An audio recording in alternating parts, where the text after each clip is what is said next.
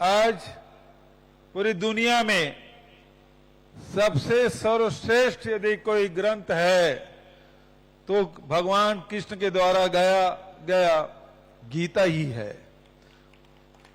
उसके मुकाबले में कोई ग्रंथ टिकता नहीं। ये सर्वश्रेष्ठ ग्रंथ पूरे दुनिया के। और भगवान कृष्ण ने गौ पालन को प्राथमिकता दी। वह युग था जब कृषि और पशुपालन दोनों का महत्व था और पूरे यदुवंशी पूरे देश में कृषि के साथ रोजगार धंधा, अब तो समय बदला है, व्यापार व्यवसाय में भी यदुवंशी आगे बढ़े हैं, लेकिन पशुपालन मुख्य धंधा रहा है।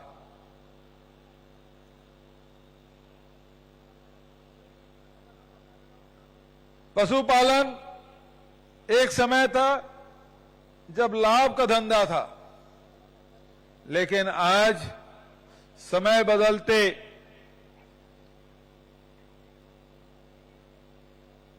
यांत्रिक युग होने के कारण से, मशीनीकरण होने के कारण से पशुपालन अब अलाभकारी हो गया, घाटे का धंधा हो गया। और ऐसे समय में पूरे देश में पशुपालन करना कठिन हुआ और फिर उसमें राजनीति होने लगी। गाय के नाम से मारपीट होने लगा। पशु बेचने वाले खरीदने वाले दोनों की पिटाई पड़ने लगी, हत्याएं तक होने लगी। मुझे हरिशंकर परसाई जी जो मध्य प्रदेश जबलपुर के थे, उनका व्यंग याद आता है। उन्होंने कहा दुनिया में तो गाय दूध देती है, लेकिन हमारे देश में गाय वोट दिलाने का काम करती है। लोग जो राजनीति करते हैं गाय के नाम से, उसे लेना देना नहीं है गौ माता की सेवा से, वो केवल राजनीति करते हैं। लेकिन जो पशुपालन करते हैं, चाहे गाय वंश हो चाहे भैंस वंश हो, यादवों की स्थिति क्या या किसानों की स्थिति क्या? स्थिति ये है कि आज हमारे जो पशुधन है वो सड़कों में और खेतों में विचरण करने लगे। एक्सीडेंट होने लगा, खेती करना मुश्किल हो गया। उसका जवाब हमने ढूंढा, वो गोधन न्याय योजना है अरुण भाई। और गोधन न्याय योजना में हमने जमीन भी आरक्षित की। हमारे यहां 11,000 पंचायत है, 10,000 पंचायत में हमारे गौठान बन गए। 9,000 पंचायत में गौठानों में हम गोबर खरीदी कर रहे हैं। और आज स्थिति यह है कि 100 लाख क्विंटल से भी अधिक गोबर हम खरीद चुके हैं। 2 रुपये में खरीद रहे हैं। जो गोबर बेचने वाले उसके खाते में 200 करोड़ रुपया पहुंच गया। ये कौन लोग हैं? हमने वर्गीकृत किया। ये वही लोग हैं जो गरीबी रेखा के नीचे जीवन यापन करते हैं। ऐसे लोग भी हैं जो महीने में 1,000 रुपया, 2,000, 10,000, लाख, 1.5 लाख तक के गोबर बेच रहे हैं। ऐसे भी लोग मिले हैं जिन्होंने अपने घर बनाए, बच्चों की पढ़ाई लिखाई कराई, शादियां कराई। ऐसे लोग भी मिले ये गोबर बेच के। डेयरी में वृद्धि की, दूध उत्पादन बढ़ा। अब छत्तीसगढ़ में डेयरी चलाना घाटे का धंधा नहीं रहा, फायदे का धंधा है। हम गौमूत्र भी खरीद रहे हैं 4 रुपए लीटर में। हम वर्मी कंपोस्ट भी बना रहे हैं जिसे 10 रुपये किलो में खरीदते हैं। बनाने वालों को भी 200 करोड़ से अधिक की राशि मिल चुकी है।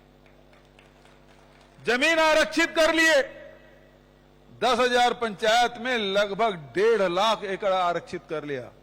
एक जगह कहीं लॉ एंड ऑर्डर की स्थिति नहीं है, ऐसी गौ माता का आशीर्वाद रहा।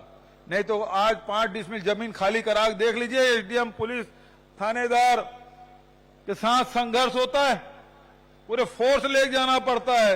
लेकिन छत्तीसगढ़ में 10,000 गौठान में 1.5 लाख एकड़ जमीन हमने आरक्षित कर ली। कहीं भी किसी को डंडा चलाने की जरूरत नहीं पड़ी। ये काम हुआ, हमेशा हमेशा के लिए वो जमीन आरक्षित हो गया, ताकि कभी भी गौवंश के लिए, भैंस वंश के लिए जमीन की कमी न रहे, सुरक्षित रहे। भविष्य में जो योजना बनाना हो बनाए। लेकिन आज हमने आरक्षित कर ली।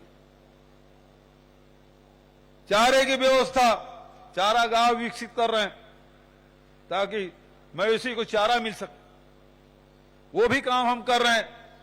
बहुत लोग मजाक उड़ाते हैं, लेकिन अब उसकी चर्चा देश में नहीं विदेश में भी हो रहा है, जिसके बारे में अरुण भाई ने कहा। आज गौठान गोधन न्याय योजना के साथ साथ किसान के लिए राजीव गांधी किसान न्याय योजना, अरुण भाई ने ठीक कहा, 1 साल एडवांस में बोल दिया। इस साल तो हमने 2640 में खरीदा अरुण भाई, अगले साल 2800 में खरीदेंगे। इस साल तो रिकॉर्ड बना दिया हमारे किसान, 107 लाख मीट्रिक टन धान, 22,000 करोड़ रुपए सीधा किसानों के खाते में, ऋण माफी 19 लाख किसानों के, 9,000 करोड़ से अधिक की राशि किसानों के माफ, नहर भरना माफ। और आज किसान हमारा अन्नदाता, छत्तीसगढ़ का किसान सबसे ज्यादा कीमत पा रहा। और यदि केंद्र सरकार हमको एथेनॉल बनाने की अनुमति दे दे तो एक एक दाना बरसात का और गर्मी फसल के भी धान को हम खरीदेंगे। लेकिन एथेनॉल बनाने की अनुमति नहीं मिल रही भारत सरकार से, तो कुछ करना नहीं है। हमको एथेनॉल प्लांट लगाने की अनुमति भर दे दे, वो एथेनॉल की कीमत तय कर दे धान से। गन्ना और मक्का का है तो किसान हमारे समृद्ध, राम वनगमन पर्यटन पर मनाए, इसकी चर्चा तो हमारे वक्ताओं ने की। लेकिन एक चर्चा आपने नहीं की कि हर नगर निगम में, हर नगर पालिका में, हर नगर पंचायत में कृष्ण कुंज बनाने का हमने फैसला किया है। वो सारे पुराने वृक्ष हर शहर में जो पुराने वृक्ष हैं